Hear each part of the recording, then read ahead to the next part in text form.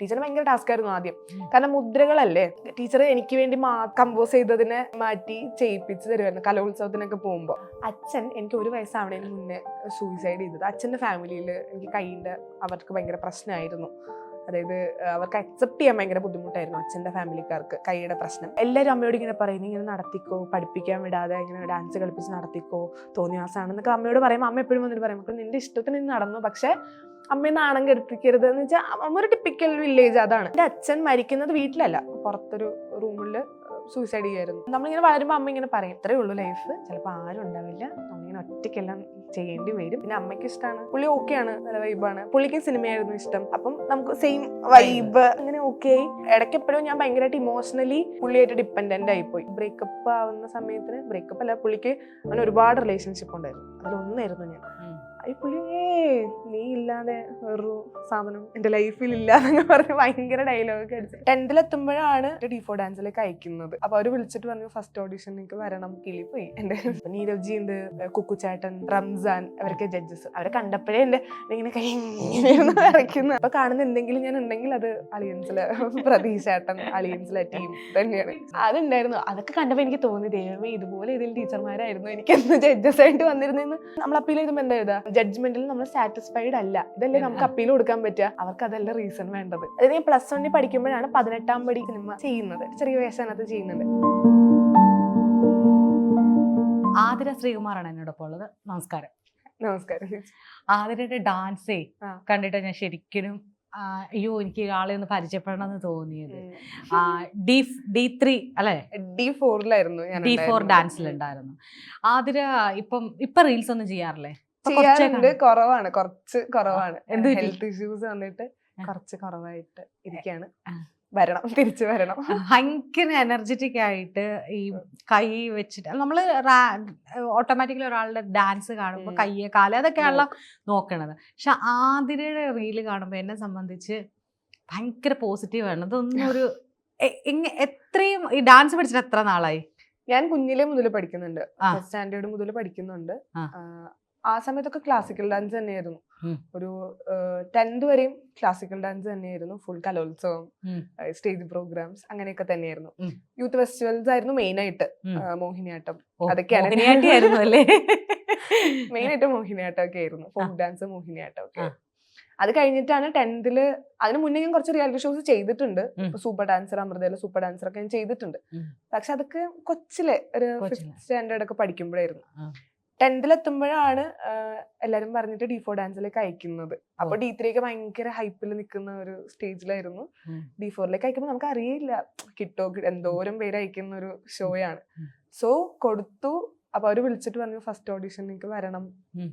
കിളി പോയി. എന്റെ ശരിക്കും പറഞ്ഞാൽ നമുക്ക് അറിയില്ലല്ലോ, കാരണം വേറൊരു സ്റ്റൈല് ഞാൻ അതുവരെയും ട്രൈ ചെയ്തിട്ടില്ല. അപ്പം ക്ലാസിക്കൽ നിന്ന് മാറിയിട്ട് സൂപ്പർ ഡാൻസർ ചെയ്യുമ്പോഴാണെങ്കിലും അന്ന് തന്നെ പഠിപ്പിച്ചൊക്കെ സജിനി മിസ് ആണ്, ഫിലിമിലെ കൊറിയോഗ്രാഫർ ആയിട്ടൊക്കെ. അപ്പൊ പുള്ളിക്കാരത്തെയും പറഞ്ഞു തരും, നമ്മൾ അതുപോലെ കളിക്കും എന്നുള്ളതല്ലാണ്ട് അതൊക്കെ 5ാം ക്ലാസ് എന്ന് പറയുമ്പോൾ അത്ര വലിയ വിവരമൊന്നും ഇല്ലല്ലോ. അത് കഴിഞ്ഞിട്ട് 10ലെത്തിയപ്പോ പിന്നെ ഞാൻ ആലോചിച്ചു, പോണോ ദൈവമേ, കാരണം വേറെ നമുക്ക് അതിനകത്ത് വലിയ ഐഡിയാസ് ഒന്നും ഇല്ല. പക്ഷെ പോവാന്ന് തീരുമാനിച്ചു, എന്തായാലും വരണത് വരട്ടെ എന്നുള്ള രീതിക്ക് പോവാന്ന് തീരുമാനിച്ചു. ഫസ്റ്റ് ഓഡിഷന് ഞാൻ ക്ലാസിക്കലാണ് കളിച്ചത്. അപ്പൊ അവര് വിളിക്കാം എന്ന് പറഞ്ഞു. ആ ടൈമിൽ എനിക്ക് 10th പബ്ലിക് എക്സാം നടക്കുക. അപ്പം ആ സമയത്ത് ഭയങ്കര സ്റ്റുഡിയസ്, പഠിക്കണം, ഡോക്ടർ ആവണം, പഠിച്ച് ഡോക്ടർ ആവണം, അതൊക്കെയായിരുന്നു എന്റെ മനസ്സിൽ. അപ്പൊ ഞാനിങ്ങനെ അമ്മയോട് പറയായിരുന്നു, പോണോ വേണ്ട, എക്സാം ആണ്, ഷോ ഇനിയും വരും, വരില്ല, അങ്ങനെയൊക്കെ.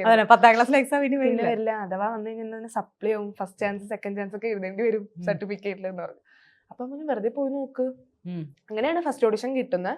സെക്കൻഡ് ഓഡിഷൻ ടൈമിൽ അപ്പൊ അവർ വിളിച്ചിട്ട് പറഞ്ഞു, ഫസ്റ്റ് ഓഡിഷൻ ചെയ്യാത്തൊരു സ്റ്റൈല് വേണം, പഠിച്ചിട്ട് വരാന്ന് പറഞ്ഞു.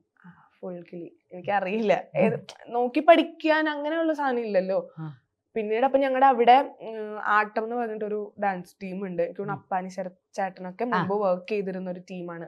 ട്രിവാൻഡ്രത്ത്, അരുവിക്കര, എന്റെ വീട് ട്രിവാൻഡ്രത്താണ്. അപ്പോ അവിടേക്ക് ഞാൻ പോയി. അപ്പൊ അവിടെ ഒരു ചേട്ടനുണ്ട്, ചന്തു എന്ന് പറഞ്ഞിട്ട്. പുള്ളിക്കാരൻ പറഞ്ഞു, നമുക്ക് പഠിക്കാം, കുഴപ്പമില്ല. അവർക്ക് എന്നെ കുഞ്ഞിലേ മുതൽ കാണുന്ന, കാരണം സ്കൂളിലെ പ്രോഗ്രാം അങ്ങനെ ഞാൻ ഭയങ്കര ആക്റ്റീവ് ആയിരുന്നു. ഭയങ്കര ആക്റ്റീവ് ആയിട്ടുള്ള കൊച്ചായിരുന്നു. അപ്പൊ എല്ലാവർക്കും അറിയാം. അപ്പൊ അവര് നമുക്ക് നോക്കാം, കുഴപ്പമില്ല, എന്തായാലും ട്രൈ ചെയ്യാം, കിട്ടിയൊരു ചാൻസ് അല്ലേ കളയണ്ടെന്ന് പറഞ്ഞു. അങ്ങനെയാണ് അവര് ഞാൻ കണ്ടംപററി സ്റ്റൈലിൽ സാധനം പഠിച്ചു. ക്ലാസിക്കൽ കണ്ടംപററി രണ്ടറ്റത്താ. കാരണം ക്ലാസിക്കൽ കുറെ ഫിറ്റ് ആയിട്ടുള്ള ഒരു സാധനമാണല്ലോ, കണ്ടംപററി കുറച്ചുകൂടി ഒഴുകി ചെയ്യേണ്ട സാധനം. എന്നിട്ട് ഞാൻ എൻ്റെ പറ്റും പോലെയൊക്കെ, കാരണം എക്സാംസ് ഉണ്ട്, എൻ്റെ ഇടയിൽ കൂടി ഇത് പഠിക്കണം, അങ്ങനെയൊക്കെ ആയിരുന്നിട്ട് ലാസ്റ്റ് ഒരു വിധം പോയി ചെയ്തപ്പോഴെനിക്ക് വെച്ചാൽ ഒരുപാട് പിള്ളേരുണ്ട്. മഴവിലിന്റെ സ്റ്റുഡിയോ നിറച്ച് പിള്ളേരാ, ഫൈനൽ ഓഡീഷനാ. അപ്പൊ നീരവ് ജി ഉണ്ട്, കുക്കുചേട്ടൻ, റംസാൻ, അവരൊക്കെ ജഡ്ജസ്. എൻ്റെ അമ്മേ, അവരെ കണ്ടപ്പോഴേ എൻ്റെ ഇങ്ങനെ കൈ വരയ്ക്കുന്ന ഭയങ്കര ബുദ്ധിമുട്ടായിരുന്നു. അത് കഴിഞ്ഞിട്ട് പക്ഷെ അവർ പറഞ്ഞു അറിയിക്കാം, താഴേക്ക് നിന്നോളൂ, വെയിറ്റിംഗ് ആണ് എന്ന് പറഞ്ഞു. അത് കഴിഞ്ഞിട്ട് വൈകുന്നേരം വിളിക്കുന്നു. ആ ടൈമിൽ എനിക്ക് നല്ല സമയമാണ്, കാരണം ഞങ്ങളുടെ ടൈമിൽ 10th മാത്സ് എക്സാം അവർ ഒന്നുകൂടി നടത്തുമായിരുന്നു, റീ എക്സാം. ഞാനത് അവിടെ നിൽക്കുമ്പോഴാണ് അറിയുന്നത്. എനിക്ക് പിറ്റേ ദിവസം മാത്സിന്റെ റീ എക്സാം. എറണാകുളത്ത് നിൽക്കുമ്പോൾ എന്നെ ടീച്ചർ വിളിച്ചിട്ട് അതിനെ മോളെ നോട്ടോ വല്ലതും ഉണ്ടോ? ഞാൻ പറഞ്ഞു എനിക്കറിയാം, ഞാൻ ഇന്ന് പ്രതീക്ഷിച്ചിട്ടല്ലല്ലോ ഒന്ന് മാത്സിന്റെ റീ എക്സാം നോക്കും. ഞാൻ ആകെ ടെൻഷൻ. ഞാൻ വീടും നമുക്ക് പോവാം, കുഴപ്പമില്ല, എന്താണെങ്കിലും അവരെ വിളിച്ചറിയിച്ചോട്ടെ, പോവാം എന്ന് പറഞ്ഞു. അപ്പം ഞങ്ങൾ അവിടെ ചോദിച്ചപ്പോൾ ഒരു 10 മിനിറ്റ് കൂടെ വെയിറ്റ് ചെയ്താൽ വിളിക്കും, മോളിലേക്ക് വിളിക്കും, കാരണം ഫൈനൽ ഓഡിഷൻ ആകുമ്പോൾ അവർക്കത് കാണിക്കാൻ ക്ലിപ്സ് വേണമല്ലോ എന്ന് പറഞ്ഞു. ഞാൻ പറഞ്ഞു ഓക്കെ എന്ന് പറഞ്ഞു. അപ്പൊ ഞാൻ അമ്മയോട് പറഞ്ഞിട്ട് കിട്ടാത്ത എന്തിനാ ഇവിടെ നമ്മൾ നിൽക്കണേ, ചിലപ്പോൾ കിട്ടൊരു വെറുതെ നിന്ന് സമയം കളയണേന്ന് പറഞ്ഞു. അങ്ങനെ നിന്നു. മോളിൽ പോയപ്പോൾ 5 പേര് വെച്ചിട്ട് അവർ വിളിച്ചതിൽ എനിക്കാണ് അപ്പോൾ കാർഡ് കൊണ്ട് തന്നത്. ഓ ഹാപ്പി എന്നൊക്കെ പറഞ്ഞോണ്ടല്ലോ, മാരക ഹാപ്പി ആയിരുന്നു ഞാൻ. അത് കഴിഞ്ഞപ്പോൾ അവർ തന്നെ എനിക്ക് കൊറിയോഗ്രാഫേഴ്സിനൊക്കെ തന്നു. അങ്ങനെയാണ് ഞാൻ ക്ലാസിക്കലിൽ നിന്ന് മാറി വെസ്റ്റേൺ. അതാണ് ഞാനൊക്കെ കാണുന്ന റീല്. ഞാനും ആലോചിച്ചു ഭയങ്കര രസമുണ്ട് ഈ പറഞ്ഞ വെസ്റ്റേൺ സ്റ്റൈലിലുള്ള പാട്ട്. ഞാൻ ശരിക്കും ക്ലാസിക്കൽ കണ്ടിട്ടില്ല. ആതിരയുടെ ക്ലാസിക്കൽ അങ്ങനെ റീൽസ് ആയിട്ട് ഇങ്ങനെ അങ്ങനെ പോസ്റ്റ് ഒന്നും ചെയ്തിട്ടില്ല. വെസ്റ്റേൺ ഇപ്പം ഒക്കെ D4 ഡാൻസ് എനിക്കൊന്ന് കൊറിയോഗ്രാഫേഴ്സ് ആയിട്ട് തന്നത് D3 വിന്നേഴ്സ് ആയിട്ടുള്ള അലിയൻസിനെയാണ്. അത് ഫുള്ള് ഞാൻ ഇന്ന് എന്തെങ്കിലുമൊക്കെ കളിക്കുന്നുണ്ടെങ്കിൽ അത് പ്രതീഷ് ഏട്ടൻ്റെ ഫുൾ സപ്പോർട്ടാണ്. കാരണം എനിക്ക് ഭയങ്കര ക്ലാസിക്കല് ഞാൻ പഠിച്ചത് ഒരു വെള്ളനാട് എന്ന് പറയുന്ന ഒരു കുഞ്ഞു ഡാൻസ് ക്ലാസ്സിലാണ്, ബിന്ദു ടീച്ചർ. അന്ന് ടീച്ചർ എന്നെ അവിടെ പഠിപ്പിക്കാൻ സമ്മതിച്ചില്ലായിരുന്നെങ്കിൽ ചിലപ്പോൾ ഞാൻ ഇന്ന് ഉണ്ടാവില്ല. കാരണം അന്ന് ഞങ്ങളുടെ അവിടേക്ക് ക്ലാസിക്കലേ ഉള്ളൂ. അപ്പം എൻ്റെ സിംഗിൾ പാരൻ്റാ, അമ്മ മാത്രമേ ഉള്ളൂ. അപ്പം അമ്മയ്ക്ക് ഭയങ്കര ഇഷ്ടമാണ് പാട്ട് പഠിക്കാൻ, ഡാൻസ് പഠിക്കാനൊക്കെ കൊണ്ടാക്കണം എന്നൊക്കെ ഉള്ളത്. അപ്പൊ എനിക്ക് ആദ്യം പാട്ടായിരുന്നു ഇഷ്ടം, പക്ഷെ അമ്മ ആദ്യം ഡാൻസിന് കൊണ്ട് ചേർത്തു. വല്യമ്മയൊക്കെ ഉണ്ട്, അമ്മയുടെ ചേച്ചിമാരൊക്കെ, അവരാണ് കൊണ്ട് ചേർത്തത്. അപ്പൊ ടീച്ചർ പറഞ്ഞു അതെന്താ ഞാൻ പഠിപ്പിക്കും, എന്റെ മോളെ പോലെ നിർത്തി ഞാൻ പഠിക്കും. ടീച്ചറിന് ഭയങ്കര ടാസ്ക് ആയിരുന്നു ആദ്യം, കാരണം മുദ്രകളല്ലേ, അപ്പൊ കൺവേ ആവണമല്ലോ. അപ്പം ടീച്ചർ എനിക്ക് വേണ്ടി മാത്രം പിന്നീട് ഇരുന്നൊന്നിന്ന് കമ്പോസ് ചെയ്തതിനെ മാറ്റി ചെയ്യിപ്പിച്ച് തരുമായിരുന്നു കലോത്സവത്തിനൊക്കെ പോകുമ്പോ. അത് കഴിഞ്ഞിട്ട് അപ്പൊ പ്രതീക്ഷേന്റെ അടുത്തോട്ട് വരുമ്പോൾ എനിക്ക് ഭയങ്കര ആദ്യം ഇൻസെക്യൂരിറ്റി ആയിരുന്നു. കാരണം അലിയൻസ് എന്ന് പറയുന്ന മൊത്തം ചേട്ടന്മാരുടെ ടീമാ. ഞാൻ ചെല്ലുമ്പോൾ ഒരു 10-15 പേര് ബോയ്സ് മാത്രം, അങ്ങനത്തെ ഗേൾസ് ഇല്ല. അപ്പൊ ഇവര് പഠിപ്പിക്കുമ്പോഴേ എനിക്ക് ആദ്യം ഭയങ്കര ചമ്മലായിരുന്നു. അതുപോലെ മിററാ ക്ലാസ് ഫുള്ള്. അപ്പം നമ്മൾ അങ്ങനെ ഒരു സാധനം ഇതുവരെ പ്രാക്ടീസ് ചെയ്ത് വരാത്തോണ്ട് മിററിന്റെ ഫ്രണ്ടിൽ നിന്ന് പ്രാക്ടീസ് ചെയ്യാൻ ഭയങ്കര ബുദ്ധിമുട്ടാ. കാരണം നമുക്ക് നമ്മളെ തന്നെ കാണാം, ഇവരൊക്കെ നമ്മളെ നോക്കുന്നുണ്ട്. കണ്ണാടി ഇല്ലെങ്കിൽ നമുക്ക് അറിയില്ലല്ലോ അവര് നോക്കുന്നുണ്ടോ ഇല്ലയോ, പ്രശ്നമുള്ള കാര്യമില്ല. പക്ഷെ ഇത് നമുക്ക് അറിയാം, അവര് നോക്കുന്നുണ്ട്, തെറ്റിയാ നമ്മളത് അറിയും എന്നുള്ളൊരിത്.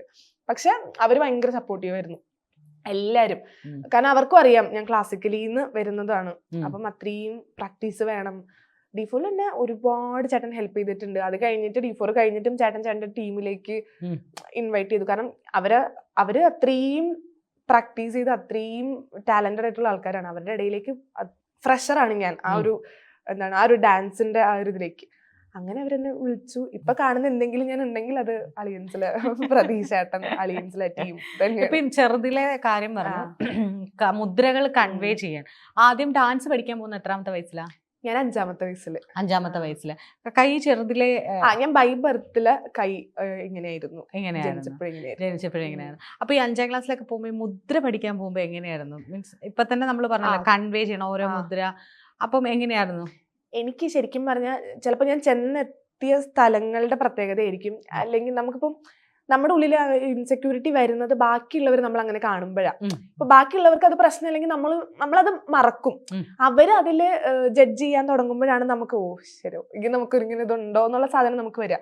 ഞാൻ ചെന്നപ്പെട്ട സ്ഥലങ്ങളുടെ ഗുണമായിരിക്കാം. ഞാൻ ഇപ്പൊ സ്കൂളിൽ പോകുമ്പോഴായിരുന്നാലും, അത് കഴിഞ്ഞിട്ട് ഡാൻസ് ക്ലാസ്, അത് കഴിഞ്ഞിട്ട് പിന്നെ ഹൈസ്കൂൾ, ഹയർ സെക്കൻഡറി, അത് കഴിഞ്ഞിട്ട് ഡാൻസ്, ഇപ്പൊ കോളേജ്, ഇപ്പം വർക്ക് ചെയ്യുന്നിടം, ഇവിടെ ഒന്നും എനിക്ക് അങ്ങനെ ഒരു സ്പെഷ്യൽ കൺസിഡറേഷൻ ഉണ്ടായിരുന്നില്ല. സോ അതിന്റെ ഇടയിൽ എനിക്ക് അങ്ങനെ അയ്യോ ഇങ്ങനെ ഒരു പ്രശ്നമുണ്ട് എന്നുള്ള സാധനം എനിക്ക് എപ്പോഴേ ഫീൽ ചെയ്തിട്ടില്ല. പിന്നെ ഡാൻസ് ക്ലാസ്സിലേക്ക് ചെല്ലുമ്പോൾ ഈ സാധനം ഇല്ലാത്തതുകൊണ്ട് തന്നെ ടീച്ചർ ആയാലും നമുക്കല്ലേ അങ്ങനെയാണ് ഇങ്ങനെയാണ് അങ്ങനത്തെ ഒരു സാധനം ഒന്നും ഇല്ല. അപ്പൊ പഠിപ്പിക്കുമ്പോൾ എനിക്ക് പിടിക്കാൻ ആദ്യമൊക്കെ ബുദ്ധിമുട്ടുള്ള മുദ്രകളുണ്ട്. ഇപ്പൊ ക്ലാസിക്കലാകുമ്പോൾ 2 കൈ കൊണ്ടും പിടിക്കേണ്ട മുദ്രകളുണ്ട്, 1 കൈ കൊണ്ട് മാത്രം നമുക്ക് കൺവേ ചെയ്യുന്ന മുദ്രകളുണ്ട്.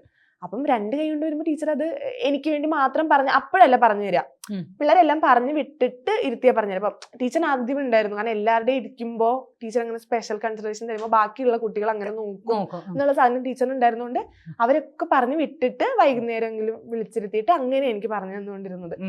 അങ്ങനെ 2 കൈകളിലുള്ള മുദ്ര അങ്ങനെ അല്ല 2 കൈയിലും തന്നെയാ. അപ്പൊ എനിക്ക് ആദ്യമൊക്കെ ഭയങ്കര ഇൻസെക്യൂരിറ്റി ആയിരുന്നു, അങ്ങനെ പിടിക്കുമ്പോ അത് ശരിയാവും. അപ്പൊ ടീച്ചർ അത് കുഴപ്പമില്ല, നീ അത് വേറെ അങ്ങനെ കാണുന്നോണ്ടാ കുഴപ്പം, അത് കൈ തന്നെയാണ്, അത് അങ്ങനെ തന്നെ പിടിച്ചാൽ മതി, അത് പ്രശ്നമില്ല എന്നുള്ള രീതിയിൽ മാറ്റി ഇപ്പൊ സ്കൂൾ കലോത്സവത്തിനൊക്കെ പോകുമ്പോ അങ്ങനെ എന്തെങ്കിലും മാർക്കിന്റെ കാര്യത്തിലോ അല്ല ഇഷ്ടംമാതിരി പ്രാവശ്യം അത് ഞാൻ മെയിൻ ആയിട്ട് മോഹിനിയാട്ടമായിരുന്നു എന്റെ ഐറ്റം. പിന്നെ ഫോക്ക് ഡാൻസിന് വലുതായിട്ട് മുദ്രകൾക്ക് പ്രശ്നമില്ല. മോഹിനിയാട്ടത്തിനുണ്ട് അത്യാവശ്യം നമ്മൾ കൺവേ ചെയ്യുന്ന കഥ പറയുന്നത് ആക്ഷൻസിലൂടെയാണ്. അല്ലാതെ ഈ മോഹിനിയാട്ടം ഞാൻ കുറച്ച് ആദ്യമേ ശ്രദ്ധിച്ചപ്പോഴേ പറഞ്ഞ കാര്യം അതാണ്.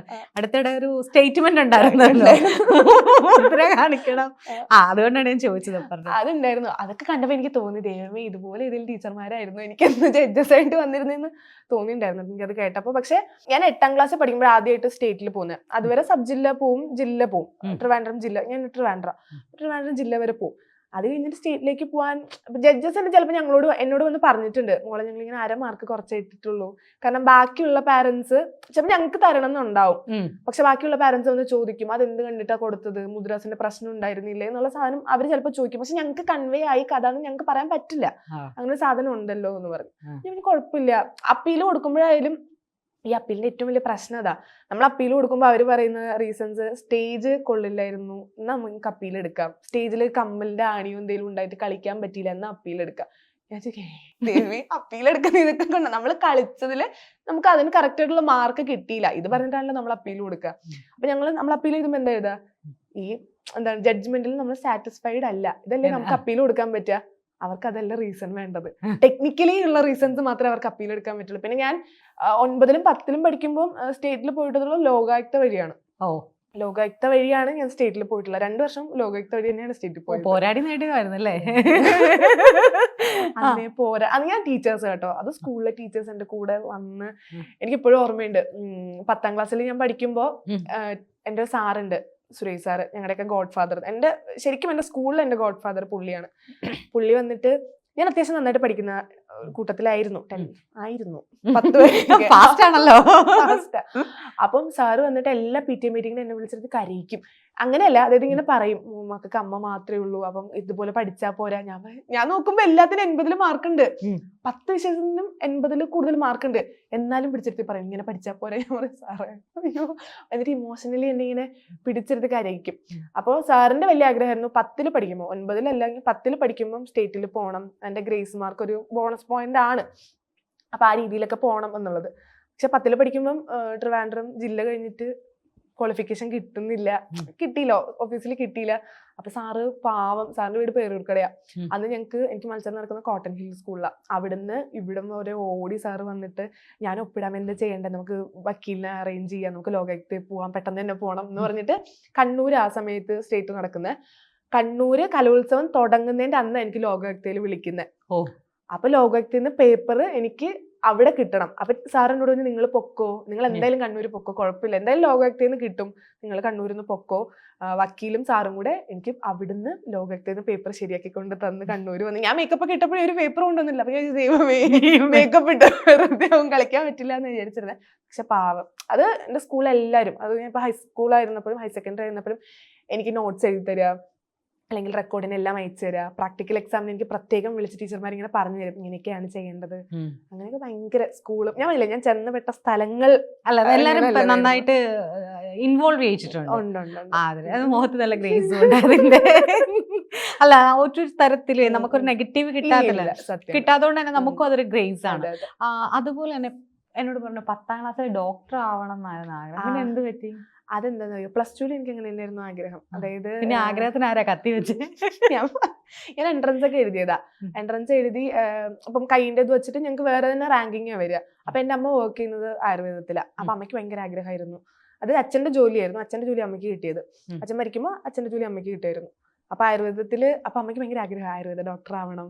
അമ്മ വർക്ക് ചെയ്യുന്നത് ട്രിവാൻഡ്രത്ത് ആയുർവേദ ഡയറക്ടറേറ്റില്ല. ഉം. അപ്പൊ അമ്മയ്ക്ക് പറയാലോ എന്റെ മോള് ആയുർവേദത്തിലാണ്. അപ്പൊ അമ്മയ്ക്ക് ഭയങ്കര ആഗ്രഹമായിരുന്നു. എനിക്ക് ഭയങ്കര ആഗ്രഹമായിരുന്നു ഡോക്ടർ ആവണം.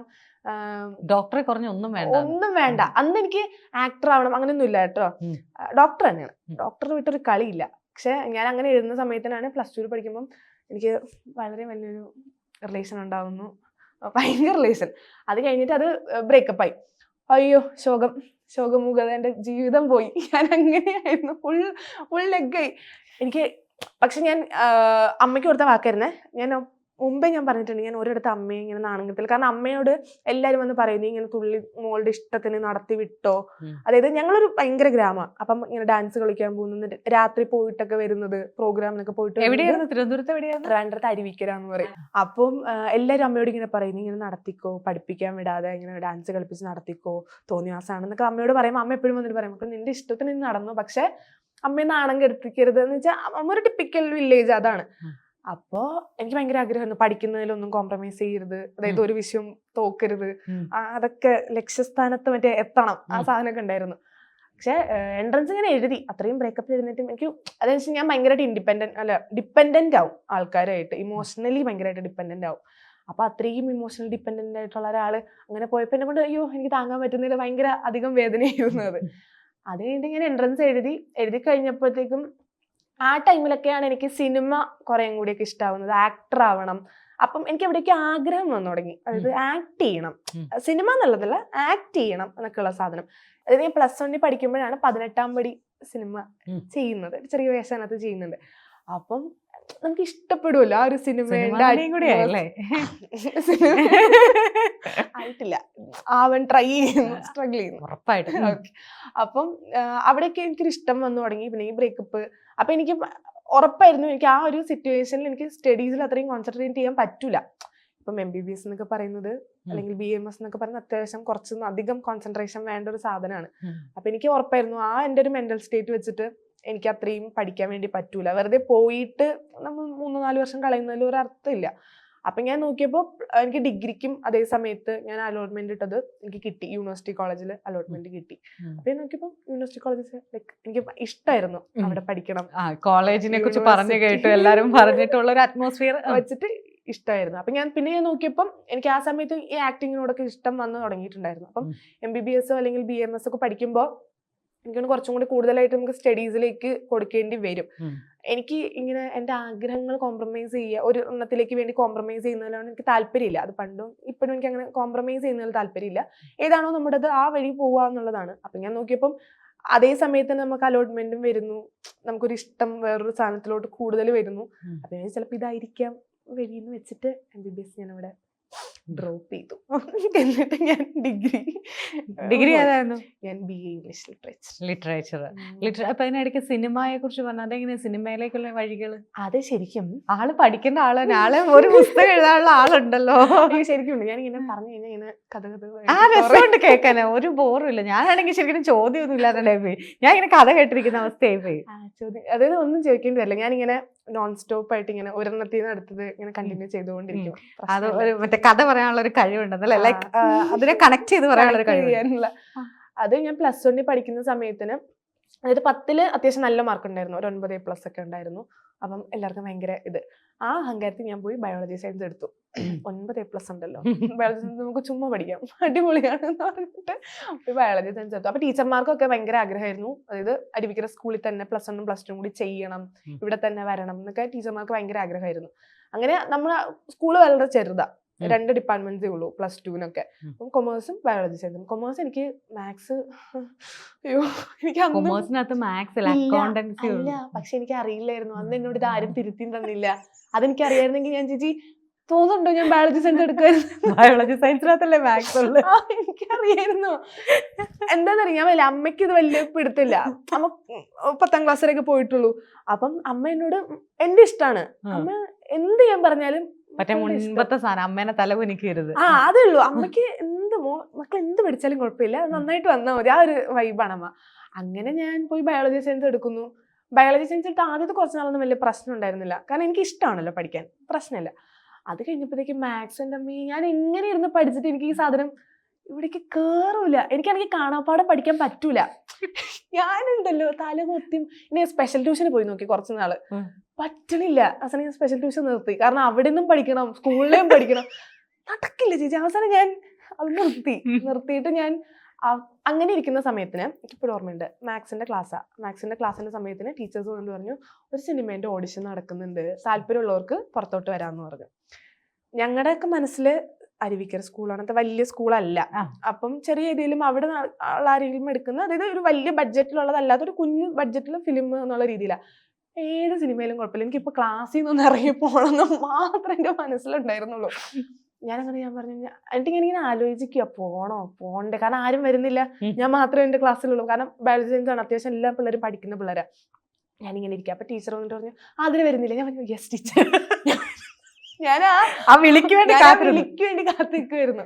അങ്ങനെ ഞാൻ ചെന്നു കഴിഞ്ഞപ്പോഴത്തേക്കും ഞങ്ങളുടെ സാറുണ്ട്, പ്രിൻസിപ്പാളുണ്ട്, പുള്ളി വന്നിട്ട് പറഞ്ഞു, അപ്പൊ ഞങ്ങളൊരു 5-6 പേരുണ്ട് സ്കൂൾ, അതായത് പ്ലസ് ഹയർ സെക്കൻഡറിയിൽ നിന്ന് ഞങ്ങളൊരു 5-6 പേരുണ്ട്. അത് നിന്നപ്പോൾ സാർ വന്നിട്ട് പറഞ്ഞു ശങ്കർ രാമകൃഷ്ണൻ ഡയറക്ടർ. എൻ്റെ അമ്മ സത്യം എനിക്ക് അപ്പൊ സാറിനെ പറ്റിയിട്ട് എനിക്ക് അറിയാം, ആക്ടർ ആണെന്ന് എനിക്ക് അറിയായിരുന്നുള്ളൂ. ഡയറക്ടർ ശങ്കർ രാമകൃഷ്ണൻ സാർ, എനിക്ക് അങ്ങനെ ആ ഒരു ടാഗ് ലൈൻ എനിക്ക് അറിയില്ലായിരുന്നു. ഞാൻ പറഞ്ഞു ആ സാർ കറക്റ്റ്. എന്നിട്ട് ഓഗസ്റ്റ് സിനിമാസിന്റെ ബാനർ. ഞാൻ പറഞ്ഞു പിന്നെന്താ, എനിക്കറിയില്ല. ഉറുമിയെടുത്ത് അന്നൊന്നും എനിക്ക് വലിയ ഞാൻ പറഞ്ഞില്ലേ ചേച്ചി, ആ സമയത്ത് ഭയങ്കര സ്റ്റുഡിയോസ് ആണ്, ഡാൻസ് ആണ് എന്റെ മെയിൻ. ഫിലിം എന്നൊരു സാധനത്തിലേക്ക് ഞാൻ അത്രയും ഇൻവോൾവ് ആയിട്ടില്ല. ഞാൻ പിന്നെന്താ അപ്പൊ അടുത്തേക്ക് അറിയാം, പിന്നെ ഭയങ്കര സാധന. അത് കഴിഞ്ഞിട്ട് അപ്പം സാറിന്, ശങ്കർ സാറിന്റെ അനിയനായിരുന്നു ഓഡിഷന് വന്നിട്ടുണ്ടായിരുന്നത്. അപ്പൊ ഞങ്ങളോട് ഒന്നും പറയണ്ട, ക്യാമറ നോക്കുക, പേര് പറയുക, കുറച്ച് ചെറുതായിട്ടൊരു ബയോ പറയുക, പ്രൊഫൈൽസ് തരിക, പോവാ, ഇത്ര പറഞ്ഞു. ഞാൻ പറഞ്ഞു ഓക്കെ. അപ്പൊ ഞങ്ങളിങ്ങനെ ഞാനേറ്റവും ലാസ്റ്റ് പോവാം, കാരണം മാത്സ് ക്ലാസ് തീർന്നിട്ടില്ല, ഞാൻ മാത്സ് ക്ലാസ് കഴിയാൻ വേണ്ടി നിൽക്കണേ. അപ്പൊ സാർ പറഞ്ഞു ആതിര പോവാം, കാരണം അതിനകത്തുള്ളതിൽ കുറച്ചൊക്കെ സ്റ്റേജ് ഫിയർ ഇല്ലാത്ത ആള്, കാരണം എപ്പോഴും സ്റ്റേജിൽ പോകുന്നതുകൊണ്ട് സാർ പറഞ്ഞു ആദ്യം പോകും. ഞാൻ ഇല്ല സാർ, ഞാൻ അവസരം, ഞാൻ പേടിയുണ്ട്. ഞാൻ പറഞ്ഞു സാർ പേടി, ക്യാമറ പേടിയാണ്, ഞാൻ ലാസ്റ്റ് പോവാം എന്ന് പറഞ്ഞിട്ട് ഇവരൊക്കെ പോയി. അപ്പൊ അതിനകത്തൊരു അസിസ്റ്റന്റ് ചേട്ടൻ ഉണ്ടായിരുന്നു. അപ്പൊ എന്നോട് ഡാൻസർ അല്ല, അപ്പൊ ഞാൻ D4 കഴിഞ്ഞ് നിൽക്കുന്ന സമയമാണ്, അപ്പൊ എല്ലാവർക്കും അറിയാം. അപ്പൊ ഞാൻ ഡാൻസർ ആണ് എന്നൊക്കെ പറഞ്ഞിട്ട് പോയി. അപ്പോഴും നമുക്കറിയാം വിളിക്കില്ല. ഞാൻ എന്റെ വീട്ടിൽ പോയിട്ട് നോക്കിയപ്പോഴാണ് ഓഗസ്റ്റ് സിനിമ ഉറുമിയൊക്കെ എടുത്ത് അത്രയും വലിയൊരു ബാനറിന്റെ അടിയിലാണ് സിനിമ വരുന്നത്, ശങ്കർ രാമകൃഷ്ണൻ സാറ്. ഞാൻ എന്നിട്ട് അന്തമടി, ഞാൻ പറഞ്ഞു കിട്ടില്ല, വിളിക്കില്ല. അപ്പൊ എനിക്ക് ഞാൻ ഈ സിനിമയോട് വലിയ ഇൻട്രസ്റ്റ് ഇല്ല. അത് കഴിഞ്ഞിട്ട് വിളിച്ചിട്ട് പറഞ്ഞു ഇങ്ങനെ ഒരു ഓഡിഷൻ ഉണ്ട്, ഓഗസ്റ്റ് സിനിമയുടെ ഓഫീസിലേക്ക് വരണം എന്ന് പറഞ്ഞു. എൻ്റെ അമ്മ, ഈ D4 ഡാൻസ് പോയ കിളി രണ്ടാമത് ഒരിക്കൽ കൂടി പോയി. ഞാനിങ്ങനെ അന്തം വിട്ട് നിൽക്കാതെ സിനിമയോ എന്നൊക്കെ പറഞ്ഞിട്ട്. അപ്പം ഞാൻ സിനിമ എന്ന് പറയണതിന് മുന്നേ നാട്ടുകാർ തുടങ്ങി സിനിമയോ, ആഗ്രഹിക്കാൻ പറ്റുന്ന ആഗ്രഹിച്ചാൽ പോരെ, ഇല്ലെങ്കിൽ കിട്ടുവാഞ്ഞിട്ടാണ്. ഇപ്പോഴും പറയുന്നവരുണ്ട് ചേച്ചി, എന്നോട് ഇപ്പോഴും പറയുന്നവരുണ്ട് സിനിമയോ കിട്ടുക എന്ന് ഉറപ്പുണ്ടായിട്ടാണോ ഈ കിടന്ന് ലൈക്ക് മരിക്കുന്നത്, കിട്ടുന്നില്ല, ഇത്രയും എല്ലാം ഉള്ളവർ എന്നോട് ഇപ്പോഴും പറയാറുണ്ട്, എല്ലാം ഉള്ളവർ ട്രൈ ചെയ്തിട്ട് കിട്ടുന്നില്ല, അപ്പോഴാണോ നീ ട്രൈ ചെയ്യുന്നൊക്കെ ഇപ്പോഴും ചോദിക്കുന്നവരുണ്ട്. പക്ഷെ ലൈക്ക് നെവർ മൈൻഡ്, അങ്ങനെയാണ്.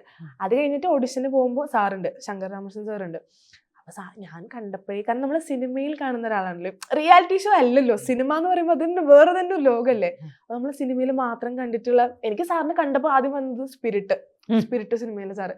അപ്പൊ ഞാനിങ്ങനെ നിൽക്കുക. അപ്പൊ സാറ് വന്നിട്ട് പറഞ്ഞു അതൊരു ഡാൻസർ ആണല്ലേ. ഞാൻ പറഞ്ഞു ആ സാർ ഡാൻസ് ചെയ്യുമോ, വേറെ ഒന്നും ചെയ്യണ്ട, ഡാൻസ് ചെയ്താൽ മതി എന്ന് പറഞ്ഞു. ഞാൻ ഓക്കെ എന്ന് പറഞ്ഞു. എന്തൊക്കെ ചെയ്യും? ഞാൻ ക്ലാസിക്കലും വെസ്റ്റേൺ. അപ്പം മറ്റേ D4 ചെയ്തതിന്റെ ഭയങ്കര സാർ ഞാൻ കോൺഫിഡന്റ് ആണ് വെസ്റ്റേൺ. അപ്പൊ സാർ പറഞ്ഞു രണ്ടും ചെയ്യുമോ എന്ന് ചോദിച്ചിട്ട് എനിക്കൊരു സോങ് ഇട്ട് തന്നു.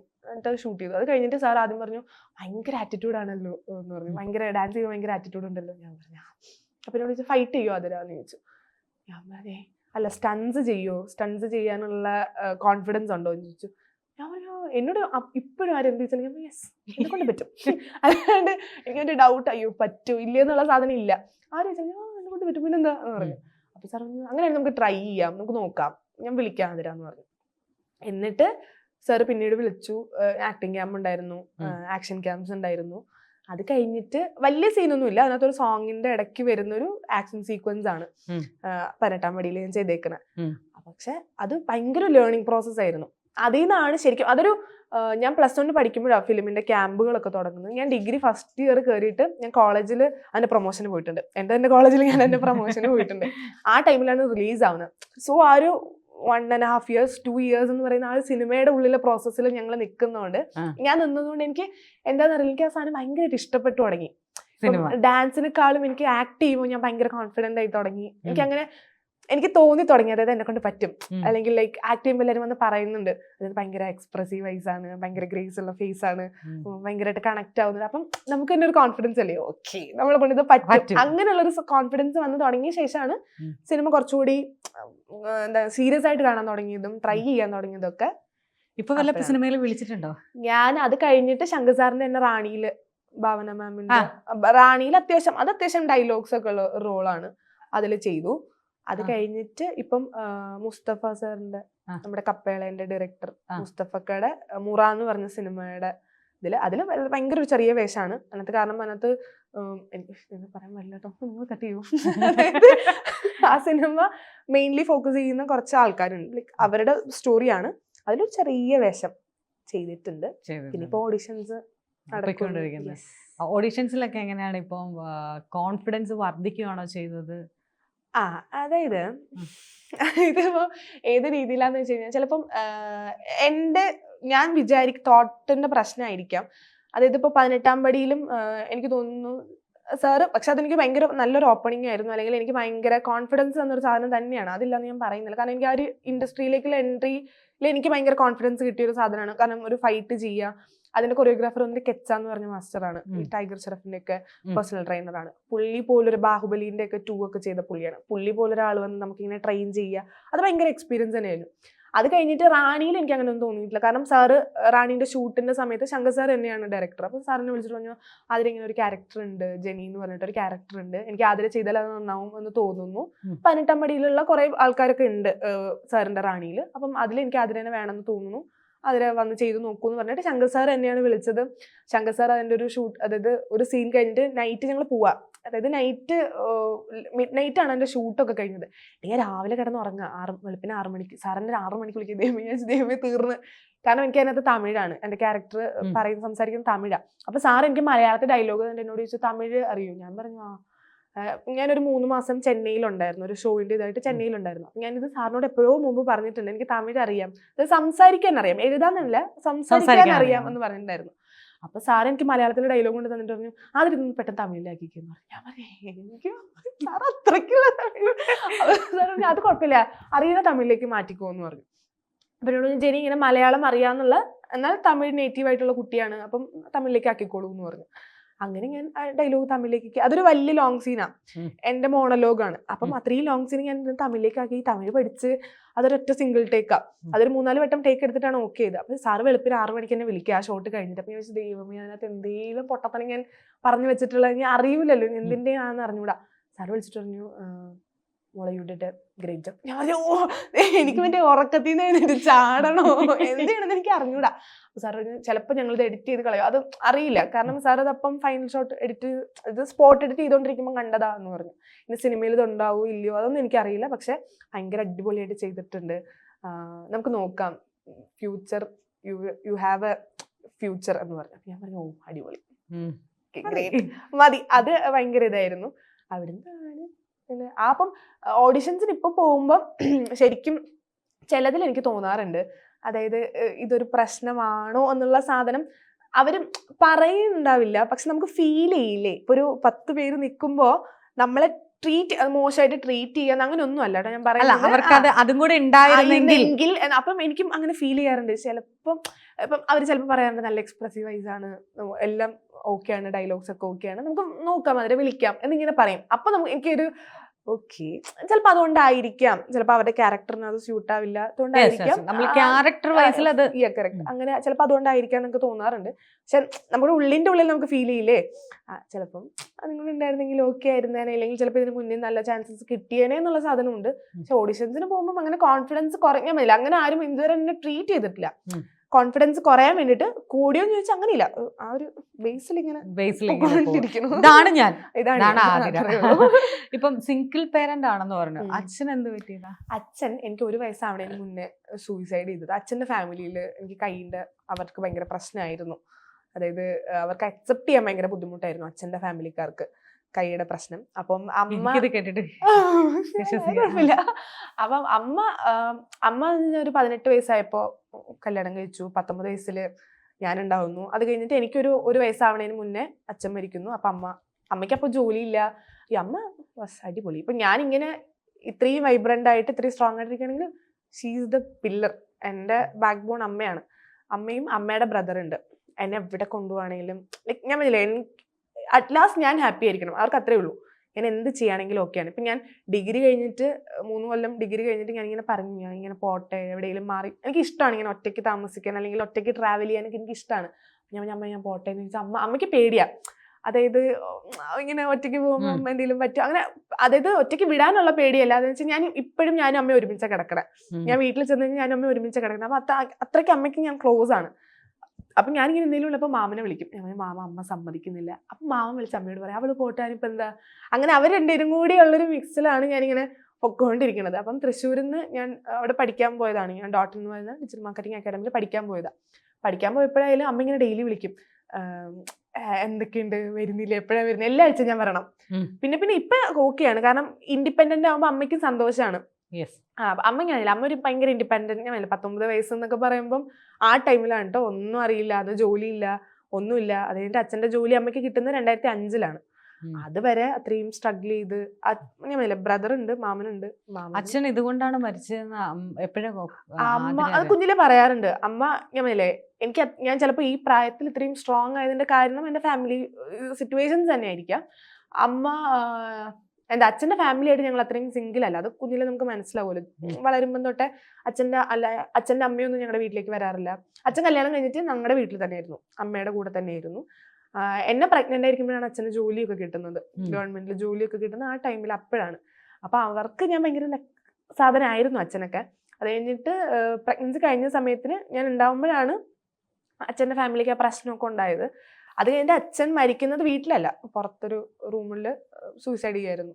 അപ്പം അത് കഴിഞ്ഞിട്ട് നമ്മളിങ്ങനെ വളരുമ്പോൾ അമ്മ ഇങ്ങനെ പറയും, ഇത്രയേ ഉള്ളൂ ലൈഫ്, ചിലപ്പോൾ ആരും ഉണ്ടാവില്ല, നമ്മളിങ്ങനെ ഒറ്റയ്ക്കെല്ലാം ചെയ്യേണ്ടി വരും എന്നുള്ള രീതിയിൽ അമ്മ അപ്പോഴേ ഇങ്ങനെ, അതായത് നമ്മൾ ഡിപ്പെൻഡൻ്റ് ആവരുത്, ഒരു കാര്യം ചെയ്യുന്നതിൽ ആരുടെയും ഡിപ്പെൻഡൻ്റ് ആവരുത്, നമ്മൾ ഒറ്റയ്ക്കെല്ലാം ചെയ്ത് പഠിക്കണം. ചിലപ്പോൾ നമ്മൾ ഇപ്പോൾ കൂടെ ഉള്ളവർ ചിലപ്പോൾ നാളെ നമ്മുടെ കൂടെ ഉണ്ടാവണം എന്നില്ല. അപ്പം അമ്മ അപ്പോഴേ ഇങ്ങനെ പറഞ്ഞാണ് വളർത്തിയത്. സോ അതെനിക്ക് മുമ്പേ അറിയായിരുന്നു. പിന്നെ അച്ഛൻ്റെ ഫാമിലി നമ്മൾ ചെല്ലുമ്പോഴായാലും, അച്ഛൻ്റെ ഫാമിലി എല്ലാവരും അല്ല കേട്ടോ പറയണം, കോർ ഫാമിലി ഇല്ലേ, അച്ഛൻ്റെ അമ്മ, അനിയത്തി, ആ ഒരു സാധനം. അച്ഛൻ്റെ വല്യമ്മമാരൊക്കെ ഉണ്ട്, അവരായിട്ട് എപ്പോഴും വേറെ പ്രശ്നമൊന്നുമില്ല, ഓക്കെ ആയിട്ട്.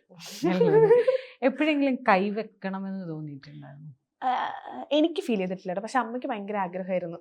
കാരണം ഈ സാധനമില്ലേ, ഡാൻസിനൊക്കെ പോകുമ്പോൾ എല്ലാവരും ഇങ്ങനെ പറയുമ്പോൾ അമ്മയ്ക്ക് ഭയങ്കര വിഷമമായിരുന്നു. അങ്ങനെ ഞങ്ങൾ ഒരിക്കൽ ട്രൈ ചെയ്തു. ആദ്യം ട്രിവാൻഡ്രത്ത് PRS ഹോസ്പിറ്റലിൽ പോയി ചോദിച്ചപ്പം എനിക്കിവിടെ 3 മുട്ട്, നമുക്കിവിടെ 3 മുട്ടില്ലേ, എനിക്കിവിടെ 2 എണ്ണേ ഉള്ളൂ. അപ്പം അവർ പറഞ്ഞു വയ്ക്കുന്നതുകൊണ്ട് കുഴപ്പമില്ല, വേറെ ഏതോ പുറത്ത് പോയി നമുക്ക് വേണമെങ്കിൽ വയ്ക്കാം, പക്ഷെ റിസ്ക് ആണ്, ലൈക്ക് 3 മുട്ടില്ലാത്തതുകൊണ്ട് ചിലപ്പോൾ റിസ്ക് ഉണ്ടാവും എന്ന് പറഞ്ഞു. അപ്പം ഞാൻ പറഞ്ഞു ഞാൻ ഹാപ്പിയാണ്, ഇതിലിപ്പോൾ ഞാൻ ഹാപ്പിയാണ്, പ്രശ്നമില്ല എന്ന് പറഞ്ഞോണ്ട്. പിന്നെ അമ്മയ്ക്ക് ഒരാഗ്രഹമുണ്ട് വെക്കണം. പിന്നെ ഇപ്പം അതില്ല കേട്ടോ, എനിക്കുണ്ടായിരുന്നില്ല. ഞാൻ പറഞ്ഞില്ല എനിക്ക് അങ്ങനെ വേണം. അല്ല, ഞാനിപ്പോ ചോദിക്കുന്നത് ഇപ്പൊ പ്രൊഫഷൻ ആയിട്ട് പോകാനൊരു താല്പര്യം ഉണ്ടെന്ന് പറഞ്ഞു. ഒരു ഫിലിമിലേക്കൊക്കെ ആകുമ്പോൾ നമുക്കത് ചെയ്താൽ നല്ലതായിരിക്കുമെന്ന് ആദ്യം തോന്നുന്നുണ്ടോന്ന് വെച്ചാൽ അത് ഞാൻ പറഞ്ഞില്ല, എനിക്ക് ഇടയ്ക്ക് അങ്ങനെ തോന്നാറുണ്ട്. ചിലപ്പോൾ അതും കൂടെ ഉണ്ടെങ്കിൽ അടിപൊളിയായിരിക്കും, അല്ലെങ്കിൽ അതും കൂടെ ഉണ്ടെങ്കിൽ നമുക്ക് നല്ല ചാൻസുകൾ പെട്ടെന്ന് കിട്ടാനുള്ള ഇതുണ്ട് എന്നൊക്കെ തോന്നാറുണ്ടെങ്കിലും, പക്ഷെ ഞാൻ അത് കഴിഞ്ഞിട്ട് റിയലൈസ് ചെയ്യാറുണ്ട് എത്ര നാൾ നമ്മൾ അങ്ങനെ ഇത് നിൽക്കും. അപ്പം അങ്ങനെ വയ്ക്കുമ്പോൾ നമുക്ക് നാച്ചുറലായിട്ട് വെക്കാൻ ഇപ്പോൾ ഒരുപാട് വഴികളുണ്ട്. ഇതുപോലെ തന്നെ ഫുള്ളി നമുക്ക് ഇത് ചെയ്യാനുള്ള ഇതുണ്ട്. പക്ഷെ എന്നിരുന്നാലും അത് നമ്മുടേതല്ലാത്തൊരു സാധനമാണ്. അത് വേറെ തന്നെ എനിക്ക് അങ്ങനെ ഫീൽ ചെയ്യാറുണ്ട് കേട്ടോ. ഇപ്പം ചിലപ്പോൾ അത് എൻ്റെ കാഴ്ചപ്പാടിൻ്റെ പ്രശ്നമായിരിക്കും, എനിക്കറിയില്ല. പക്ഷെ ഞാനതിൽ കംഫർട്ടബിൾ അല്ലാത്തതുകൊണ്ടാണ് വെക്കാത്തത്. ചിലപ്പോൾ ഇങ്ങനെ ചിലപ്പോൾ ആൾക്കാർ എന്നെ ശ്രദ്ധിക്കില്ലായിരിക്കും. ചിലപ്പോൾ എനിക്ക് ആ ഫിറ്റിംഗ് കൂടി വെക്കുമ്പോൾ ചിലപ്പം പെട്ടെന്ന് ആൾക്കാർ അയ്യോ എന്താ അങ്ങനെ ചിലപ്പോൾ അത് ശ്രദ്ധിക്കുമോ എന്നുള്ള സാധനം എനിക്കുണ്ട്. ഇതിൽ ഞാൻ ഭയങ്കര ഹാപ്പി, ഞാൻ ഓക്കെയാണ്. ഞാൻ പറഞ്ഞത് എനിക്ക് വിധിച്ചിട്ടുണ്ടെങ്കിൽ എനിക്ക് ആ ഫിലിം എന്ന് പറയുന്ന സാധനം എനിക്ക് കിട്ടും. ആ ഒരു സാധനത്തിലാണ് ഫിലിമിൽ കൂടുതൽ കോൺസെൻട്രേറ്റ് ചെയ്യാൻ, അതിൽ കിട്ടാൻ വേണ്ടിയിട്ട് തന്നെയാണ്. അല്ല, ഒരു സിനിമാ നടി ആവുമ്പോൾ സിനിമാ നടി പവറൊക്കെ കാണിക്കേ, പവർ വരട്ടെ. നമ്മള് വന്ന വഴി മറക്കാം. വന്ന വഴിയെ കുറിച്ച് ചോദിച്ചപ്പോഴാ ബ്രേക്കപ്പിന്റെ ഒരു കഥ പറഞ്ഞായിരുന്നല്ലോ. അയ്യോ ആണ്ട് താഴേക്ക് വീഴുന്നു. ഇല്ല ചേച്ചി, അത് ഞാനത് ഓക്കെ ആവാൻ തന്നെ ഒരു 2-2.5 കൊല്ലം എടുത്തു. അത് ഞാൻ പറഞ്ഞില്ലേ, ഈ പഠിക്കുന്ന കുട്ടി എപ്പോഴാണ് ഇതിനിടയ്ക്കൊരു റിലേഷൻഷിപ്പ്? അതിന് അമ്മയാണ് കാരണക്കാരി. പാവം കേട്ടോ. വെച്ച് കഴിഞ്ഞാൽ അമ്മയ്ക്ക് ഭയങ്കര ഇഷ്ടമായിരുന്നു പുള്ളീനെ. അതായത് എനിക്ക് ആദ്യത്തെ കൺസേൺ അമ്മയാണ്. അമ്മയ്ക്ക് ആദ്യത്തെ കൺസേൺ ഞാനാണ്. അപ്പൊ അങ്ങനെ ഒരു ഞങ്ങൾ അങ്ങനെ ഒരു മ്യൂച്വൽ സാധനത്തിലാണ് പോണത്. അപ്പൊ പുള്ളി എന്നാ ആദ്യം ഇഷ്ടമാണെന്ന് പറഞ്ഞ അമ്മയോടാണ്. അപ്പൊ അമ്മയ്ക്ക് ആ മക്കളെന്ന് പറഞ്ഞാൽ ഭയങ്കര ഇഷ്ടമാണ്. എന്നുവെച്ചാൽ അമ്മയ്ക്ക് കൂടെ പഠിച്ചതാണോ? അല്ല, ഞാനൊരു ഷോർട്ട് ഫിലിം ചെയ്യാൻ പോയിട്ടുണ്ടായിരുന്നു. അപ്പൊ അതിൽ വർക്ക് ചെയ്തിരുന്ന ഒരു പുള്ളിയാണ്. പുള്ളി കോഴിക്കോടാ. കാണുന്നുണ്ടോ? ഞാൻ വരുന്നുണ്ട് ഒരു ദിവസം. അപ്പൊ പുള്ളി കോഴിക്കോടായിരുന്നു. പുള്ളി അപ്പം നമ്മളിങ്ങനെ വർക്ക് ചെയ്യുന്നതിന്റെ ഇടയ്ക്ക് അമ്മയോടൊന്ന് പറഞ്ഞു. അപ്പൊ അമ്മയ്ക്ക് അമ്മയില്ല, ആമ്പിള്ളേരെ ഭയങ്കര ഇഷ്ടമാണ്. കാരണം അമ്മയ്ക്ക് ഒരു ആൺകുട്ടീനെയായിരുന്നു അമ്മയ്ക്ക് ഇഷ്ടം. അപ്പം ആമ്പിള്ളേരായിട്ട് സംസാരിക്കും. അമ്മ പെട്ടെന്ന് കമ്പനി ആവും. ഞാൻ വരും. പിന്നെ അളിയൻസിലുള്ള ചേട്ടന്മാരാണ് ഫുള്ള്. അപ്പൊ അമ്മേനെ അവർ ട്രീറ്റ് ചെയ്യുന്നത് സ്വന്തം അമ്മയെ പോലെയാ. അപ്പൊ അമ്മ എപ്പോഴും പറയും 15 ആൺമക്കളുണ്ട് എനിക്ക് എന്ന് അമ്മ എപ്പോഴും പറയാറുണ്ട്. അപ്പൊ അവങ്ങനെ ഭയങ്കര കമ്പനിയായി. അപ്പൊ അമ്മ എന്നോട് ഇങ്ങോട്ട് വന്ന് പറഞ്ഞു, പേര് പറയണോ? പേരൊന്നും കുഴപ്പമില്ല, വിഷ്ണു. പുള്ളി അപ്പൊ ഇങ്ങനെ വന്നിട്ട് പറഞ്ഞു. അപ്പൊ എനിക്ക് ആദ്യം വലിയ താല്പര്യമൊന്നും ഉണ്ടായിരുന്നില്ല. പിന്നെ അമ്മയ്ക്ക് ഇഷ്ടമാണ്, പുള്ളി ഓക്കെയാണ്, നല്ല വൈബാണ്. പുള്ളിക്ക് സിനിമയായിരുന്നു ഇഷ്ടം. അപ്പം നമുക്ക് സെയിം വൈബ് അങ്ങനെ സാധനമൊക്കെ അങ്ങനെ ഓക്കെ ആയി. അപ്പോഴും മറ്റേ പ്രേമിച്ച് നടക്കുക അങ്ങനെയൊന്നുമില്ല. കാരണം നമുക്ക് ഇഷ്ടമാണ്, ഫ്യൂച്ചറിൽ ഓക്കെ. അത് അപ്പോഴും ഈ വൈബ് അപ്പോഴും ഉണ്ടെങ്കിൽ നമുക്ക് നോക്കാം എന്നുള്ള സാധനത്തിലായിരുന്നു. പക്ഷെ ഞാൻ ഇടയ്ക്ക് എപ്പോഴും ഞാൻ ഭയങ്കരമായിട്ട് ഇമോഷണലി പുള്ളിയായിട്ട് ഡിപ്പെൻഡന്റ് ആയിപ്പോയി. അതായിരുന്നു പ്രശ്നം. അപ്പൊ അങ്ങനെ ഒരു ബ്രേക്കപ്പ് ആവുന്ന സമയത്തിന്, ബ്രേക്കപ്പ് അല്ല, പുള്ളിക്ക് അങ്ങനെ ഒരുപാട് റിലേഷൻഷിപ്പ് ഉണ്ടായിരുന്നു. അതിലൊന്നായിരുന്നു ഞാൻ പുള്ളിനോട് പലവട്ടം ചോദിച്ചിട്ടുണ്ട്, അങ്ങനെ എന്തെങ്കിലും പാസ്റ്റ് ഉണ്ടെന്നുണ്ടെങ്കിൽ ഓപ്പൺ ആയിട്ട് എൻ്റെ അടുത്ത് പറയാ, ഈ മൊമെന്റിൽ അത് വിട്ടാലും ഞാൻ ഓക്കെയാണ്. ഈ പുള്ളി നീ ഇല്ലാതെ വേറൊരു സാധനം എന്റെ ലൈഫിൽ ഇല്ലാന്നൊക്കെ പറഞ്ഞ് ഭയങ്കര ഡയലോഗ്. ഞാൻ അറിഞ്ഞ സമയം എന്റെ അമ്മേ പറ്റില്ല. അങ്ങനൊരു 2-2.5 വർഷം എടുത്തു ഞാൻ അതിൽ നിന്ന് ഓക്കെ ആയിട്ട്. അപ്പൊ അറിഞ്ഞപ്പോഴാണോ ആദരം വിട്ടത്? അറിഞ്ഞ് ഞാൻ പുള്ളിനോട് ഇങ്ങനെ ചോദിച്ചു. പുള്ളി ആദ്യം സമ്മതിച്ചില്ല. പിന്നെ പുള്ളി ലൈക്ക് ഞാനിങ്ങനെ ചോദിക്കുന്ന ഓരോ കാര്യത്തിനും പുള്ളിക്ക് ഉത്തരം ഇല്ലാണ്ടായി. അങ്ങനെ അല്ല, ചില ഇപ്പൊ ആദരം പറഞ്ഞില്ലേ, ചിലത് നമുക്ക് വിധിച്ചിട്ടുണ്ടെങ്കിൽ എല്ലാം വരും. പിന്നെ അത് പോയത് കൊണ്ടാണ് സിനിമയിലേക്ക് ഫോക്കസ്ഡ് ആവുന്നത്. ചിലപ്പം ആയിരിക്കും കേട്ടോ. അത് പുള്ളി പോയതിനു ശേഷമാണ് ഞാൻ കുറെ കൂടി കരിയറിൽ ഫോക്കസ് ചെയ്യാൻ തുടങ്ങി. ആ 2.5 വർഷം അത് ഫുള്ളി ബ്രേക്ക് ആയിരുന്നു. ഞാൻ ഒന്നും ചെയ്തിട്ടില്ല, ഡാൻസ് മാത്രമായിരുന്നു. കോളേജിൽ ഞാൻ പൊക്കോണ്ടിരുന്നത് തന്നെ ഇത് എനിക്ക് ബ്രേക്ക് കിട്ടാൻ വേണ്ടി, ലൈക്ക് അതിൽ നിന്ന് ഇത് ഒളിച്ചോടാൻ വേണ്ടിയിട്ടായിരുന്നു. ആ പെയിൻ, ലൈക്ക് കരച്ചില്, ഫുൾ ശോകം, അങ്ങനെയൊക്കെ ആയിരുന്നു. അപ്പൊ അതിൽ നിന്ന് പോകാൻ വേണ്ടിയിട്ടാണ് ഫുൾ ടൈം കോളേജില് അങ്ങനെ നിൽക്കുക, ഡാൻസിന് പോയി തുടങ്ങുക, അങ്ങനെയൊക്കെ ചെയ്തത് അപ്പോഴാണ്. പിന്നെ ഞാൻ വിചാരിക്കുമ്പോൾ ഒരു കണക്കിന് ദേഷ്യണ്ടാ? ഇല്ല. എനിക്ക് കരഞ്ഞ് എനിക്ക് അപ്പോഴും ദേഷ്യമൊന്നും. പിന്നെ നമ്മൾ പറയില്ലേ, ഞാൻ പറ്റിക്കാൻ നിന്നു കൊടുത്തോണ്ടാണ് പുള്ളി എന്നെ പറ്റിച്ചത്. അങ്ങനെ ഒരു സാധനം ഉണ്ടായിരുന്നു എനിക്ക്. കാരണം പുള്ളി ഭയങ്കര അടിപൊളി ആയതുകൊണ്ട് അങ്ങനെയൊന്നും അല്ല.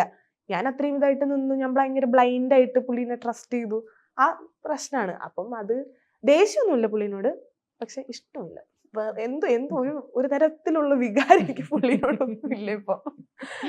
പിന്നീട് റിലേഷൻഷിപ്പ് ഒന്നും ഉണ്ടായില്ല? ഉണ്ടായിരുന്നു. ഒന്നുകൊണ്ടും പഠിച്ചില്ല. മ്യൂച്വലി, അതായത് വെച്ചാൽ ഒരു റിലേഷൻ ആകുമ്പോൾ രണ്ടുപേർക്കും എന്തെങ്കിലുമൊക്കെ തരത്തിലുള്ള ഗ്രോത്ത് വേണം. തീർച്ചയായും കരിയറിലോ അല്ലെങ്കിൽ സെൽഫായിട്ടല്ല എന്തെങ്കിലും ഒരു തരത്തിലുള്ള ഗ്രോത്ത് വേണം. കരിയറായിട്ടോ അല്ലെങ്കിൽ ഹാപ്പിനെസ് ആയിട്ടോ ഒന്നില്ല. ഇപ്പം കരിയർ നമുക്ക് ഗ്രോത്ത് ഇല്ല, അപ്പുറത്തെ സൈഡിൽ നിന്ന് നമുക്കൊരു ഹാപ്പിനെസ് ആയിട്ടുള്ള എന്തെങ്കിലും ഒരു കാര്യമെങ്കിലും കിട്ടണം. അങ്ങനെ രണ്ടുപേർക്കും അതൊന്നും കിട്ടാനില്ല. രണ്ടുപേരുടെ കരിയറിലും ഒരു ഗ്രോത്ത് ആ റിലേഷൻഷിപ്പിൽ കിട്ടൂല എന്ന് ഞങ്ങൾക്ക് മനസ്സിലായപ്പോൾ ഞങ്ങള് ബൈ നമുക്ക് നിർത്താമെന്ന് പറഞ്ഞിട്ട് അതെന്റെ സീനിയർ ആയിരുന്നു കോളേജിൽ. ഇപ്പൊ ഹാപ്പിയാണ്. ഇപ്പൊ സിനിമ മാത്രം. പിന്നെ നമുക്ക് ഉള്ള ഇഷ്ടങ്ങൾ നമ്മുടെ മനസ്സിൽ എന്തോ ഉണ്ട് ക്യാമറക്ക് വേണ്ടി പറയുന്നില്ലത്. ഇത്രയൊക്കെ മതി, അല്ല ഇത്രയൊക്കെ മതി. ഞാൻ തന്നെ ഇതിപ്പോ പാപ്പരാസി ജേർണലിസം പോലെയാവും, ലൈക്ക് എല്ലാം ഇങ്ങനെ കൊച്ചു, പക്ഷെ രസമുണ്ട്. ഞാൻ ഭയങ്കര ഓപ്പൺ ഇതാണ്. അത്യാവശ്യം ഒരു 10 മിനിറ്റ് എന്നോട് സംസാരിക്കുന്നുണ്ടെങ്കിൽ അത്യാവശ്യം എന്നെ പറ്റിയുള്ള എല്ലാ കാര്യങ്ങളും മനസ്സിലാവും. കാരണം ഞാൻ അങ്ങനെ പറഞ്ഞ കാര്യമുണ്ട്. സിനിമാ നടിയൊക്കെ ആകാൻ പോവാണ്, ഇങ്ങനത്തെ കാര്യങ്ങളൊന്നും പറയരുത്. പഴയ റിലേഷൻഷിപ്പ് ഒക്കെ പുതിയ ഒരു വലിയ സ്റ്റേജിൽ നിൽക്കുമ്പോൾ എത്തിപ്പെട്ടാലോ? അല്ല, അത് കുഴപ്പമില്ല. കാരണം എന്താ വെച്ചാൽ അത് നമ്മുടെ ലൈഫിൽ നടന്നൊരു കാര്യം. ഞാൻ വിചാരിക്കുന്നത് അങ്ങനെ കേട്ടോ, അത് നമ്മുടെ ലൈഫിൽ നടന്ന കാര്യമാണ്. നമ്മൾ എത്രയൊക്കെ മൂടി വെക്കാൻ നോക്കിയാലും ഒരു ടൈം ആകുമ്പോൾ ചിലപ്പം ഒന്നല്ല വേറൊരു രീതിയിൽ അത് പുറത്തേക്ക് വരും. അപ്പം പിന്നെ ചോദ്യം വരും, അപ്പം എന്താ പറഞ്ഞില്ല, അപ്പം എന്തിനാ ഒളിച്ചു വെച്ചാൽ, അപ്പം എന്തോ ഉള്ളതുകൊണ്ടല്ലേ ഒളിച്ചു വെച്ച. അങ്ങനെ ഒളിച്ചു വെക്കാൻ വേണ്ടി ഉള്ള കാര്യങ്ങളൊന്നും ഇല്ല. നമുക്ക് പറയാൻ പറ്റുന്ന കാര്യങ്ങളെ എന്റെ ലൈഫിൽ നടന്നിട്ടുള്ളൂ. അപ്പം അങ്ങനെയുള്ളത് പറയാം. അതില് മോശമായിട്ടുള്ള അല്ലല്ല, നല്ല കാര്യമാണ്. എല്ലാം ഉൾക്കൊള്ളണം എന്നില്ല സമൂഹം. അതുപോലെ തന്നെ ഇപ്പൊ ഓഡീഷൻ പോയിട്ട് തന്നെയാണോ ഫിലിമിലേക്ക് പോകുന്നത്? ആരും റെഫർ ചെയ്യുന്നതാ? എനിക്ക് തോന്നുന്നില്ല കേട്ടോ. എന്നെ ഇതുവരെ അങ്ങനെ ആരും റെഫർ ചെയ്യും. എനിക്ക് തോന്നുന്നു 18 കഴിഞ്ഞിട്ട് ശങ്കർ സാർ റാണിയിലേക്ക് വിളിച്ചത് ഓഡിഷന് പോയിട്ടല്ല, അല്ലാതെ തന്നെ സാറ് വിളിക്കുമായിരുന്നു ചെയ്തത്. ഡയറക്ട്ലി സാറ് വിളിക്കുമായിരുന്നു ചെയ്തത്. അല്ലാതെ ഫിലിംസിൽ ഇപ്പം മുറയിലാണെങ്കിലും ഞാൻ ഓഡിഷന് പോയിട്ട് തന്നെയാണ് ഇപ്പം കിട്ടിയത്. ഇപ്പം ഞാനൊരു ആസിഫ് ഒരു പടത്തിന്റെ ഓഡിഷൻ കഴിഞ്ഞ് നിൽക്കുന്നു. അറിയില്ല. ഓക്കെ. ഇപ്പൊ എത്ര വയസ്സുണ്ട്? 23 ആവുന്നു. 23 വയസ്സ്. എന്നാലും ഈ ഇന്റർവ്യൂ ആദ്യയുടെ കരിയറിന് തന്നെ നല്ലൊരു ബ്രേക്ക് ഉണ്ടാവട്ടെ. ലൈക്ക് ഇത് കണ്ടിട്ട് എൻ്റെ ഒരു പ്രതീക്ഷയില് ഞാൻ ഭയങ്കരമായിട്ടും പ്രതീക്ഷിക്കുന്നുണ്ട്. ഒരു നല്ല ആദ്യം ആഗ്രഹിക്കുന്നൊരിതുണ്ടല്ലോ, അതിലേക്ക് എത്തട്ടെ. കാരണം മലയാളം ഫിലിമിലും ഞാൻ അധികം കണ്ടിട്ടില്ല. ഇപ്പൊ പറഞ്ഞ പോലെ തന്നെ ഫെയർ, ഏജ്, ഇതൊക്കെ ഒരു കാറ്റഗറിയാണ്. എനിക്ക് തോന്നുന്നുണ്ട് നമുക്ക് പറയാൻ വേണമെങ്കിൽ അങ്ങനെയൊന്നും ഇല്ല, അല്ലെങ്കിൽ അതൊക്കെ നമുക്ക് തോന്നുന്നതാണ്. അങ്ങനെയൊന്നും ഇല്ല. പക്ഷെ കുറെയൊക്കെ എവിടേക്ക് എത്തുമ്പോ ഈ മെട്രിക്സ് ഒക്കെ അവർ നോക്കുന്നുണ്ട്. തീർച്ചയായും. കാരണം ഇതൊരു മാർക്കറ്റിംഗ് ആണല്ലോ. മാർക്കറ്റിൽ നല്ല പ്രോഡക്റ്റ് മീൻസ് പണ്ട് വേടൻ ഒരു ഐഡിയ പറഞ്ഞിട്ടുണ്ട്, ഒരു ഡയലോഗ് പറഞ്ഞിട്ടുണ്ട് റാപ്പർ. അതായത് ഏറ്റവും കൂടുതൽ സൗന്ദര്യവർദ്ധന വസ്തുക്കൾ വിൽക്കുന്ന ഒരു രാജ്യത്താണ് നമ്മൾ ജീവിക്കുന്നത്. അപ്പൊ സൗന്ദര്യം മാത്രമല്ല, സൗന്ദര്യത്തിന് അത് മാർക്കറ്റ് ചെയ്യണമെങ്കിൽ അതിന് പ്രത്യേക കുറച്ച് ഇത് വേണം. പക്ഷേ ഇപ്പൊ ഞാൻ പറഞ്ഞല്ലോ, നമ്മുടെ തമിഴില് കമലഹാസന്റെ ഒരു പടത്തിനകത്ത് ഒരു പൊക്കം കുറഞ്ഞിട്ടൊരു ചെക്കൻ വിക്രത്തിനകത്ത് ഒരു പയ്യൻ അഭിനയിക്കുന്നുണ്ട്. ഞാൻ പറഞ്ഞു അങ്ങനത്തെ ആളുകൾക്ക് കിട്ടുന്നുണ്ട് ഭയങ്കരമായിട്ട്. മാത്രമല്ല നമ്മുടെ ലോറൻസ് ഇതുപോലെ തന്നെ കുറെ ആളുകളെ. ഞാൻ ചെന്നൈയിലേക്ക് ഉണ്ടായിരുന്നപ്പോ എന്നോട് കുറെ പേര് പറഞ്ഞു സാറിന്റെ ട്രൂപ്പിൽ ജോയിൻ ചെയ്ത് നോക്കൂ സാർ, ലൈക്ക് നമുക്ക് കുറെ അവസരങ്ങൾ കിട്ടും. എനിക്ക് അന്ന് അങ്ങനെ വഴിയൊന്നും അറിയാത്തോണ്ട് ഇപ്പൊ ഒന്ന് ട്രൈ ചെയ്താൽ മേലാണോ? നോക്കണം. അല്ല ഞാൻ തമാശ. എനിക്ക് ടിക്ടോക്ക് ഒക്കെ ഉണ്ടായിരുന്ന സമയത്തിന് ലോറൻസ് സാറിന്റെ ബ്രദർ എനിക്ക് മെസ്സേജ് ചെയ്തിട്ടുണ്ടായിരുന്നു. ലൈക്ക് സാർ ഇങ്ങനെ കാണിച്ചു കൊടുത്തിട്ടുണ്ട്, സാർ ഇങ്ങനെ പറഞ്ഞു ലൈക്ക് ഫ്യൂച്ചർ നല്ല ബ്രൈറ്റ് ഫ്യൂച്ചർ ഉണ്ടാവട്ടെ എന്നൊക്കെ സാർ പറഞ്ഞു. ടിക്ടോക്ക് ഉണ്ടായിരുന്ന സമയത്തിന് കേട്ടോ. ടിക്ടോക്ക് ബാനായി. അത് കഴിഞ്ഞ് കുറച്ച് ടിക്ടോക്ക് ബാനായി. ഇല്ല, എന്തൊക്കെയാണെങ്കിലും മാധുരി ഭയങ്കര ഗ്രേസ്, അതായത് അത് സംസാരത്തിൽ നന്നായിട്ട് നമ്മൾ പോസിറ്റീവ് ആണല്ലോ. നമുക്കിപ്പം എന്നോട് കുറെ കാര്യങ്ങൾ പറഞ്ഞപ്പോഴും കണ്ണ് ഞാൻ ശ്രദ്ധിച്ചിരുന്നു. അതിൽ 1-2 അടുത്ത് മാത്രമേ കണ്ണ് നിറഞ്ഞിട്ടുള്ളൂ. മനസ്സിലായില്ലേ? ഞാൻ അതൊക്കെ ശ്രദ്ധിച്ചായിരുന്നത്. അപ്പം ലൈഫില് നമുക്കുണ്ടായ കാര്യം കണ്ണ് നിറയാതെ പുഞ്ചിരിച്ചോണ്ട് പറയാൻ പറ്റുക എന്ന് പറയുന്നത് വലിയ കാര്യമാണ്. എന്തായാലും അമ്മയ്ക്കിരിക്കട്ടെ എൻ്റെ വക. ഓക്കെ, അതത്രേ ഉള്ളൂ. ഓക്കെ, ഫ്യൂച്ചറിൽ എല്ലാം ഉണ്ടാവും. താങ്ക് യു ചേച്ചി.